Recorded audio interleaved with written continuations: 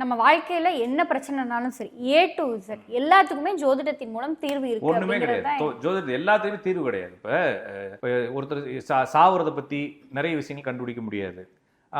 கூட பிறந்தவங்க எண்ணிக்கை கண்டுபிடிக்க முடியாது. அந்த ஜோசியர் சொல்றாரு, இந்த ஜோசியர் சொல்றாருன்னு அப்படிலாம் முடியாது.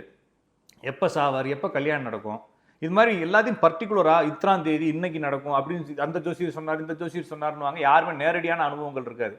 யார் நீ பார்த்தியான்ட்டு இல்லை எங்கள் சித்தப்பா வந்தாரு, சித்தப்பா சொன்னான்றப்போ ஒரு விஷயத்த ஒரு மாதிரி சூப்பர்லேட்டிவாக சொல்றது, இல்லைன்னா அவங்க புரிஞ்சுக்கிட்ட அந்த அதிசயத்தோட சொல்றது. இப்போ ஒரு மோடிமஸ் தான் வித்த சந்தையில் ஒருத்தர் பாம்பு காட்டுறேன், நரிக்கும் எந்திரிச்சு போகும்போது பொம்மை எந்திரிச்சு நடக்க போகுதுன்னு சொல்றாரு.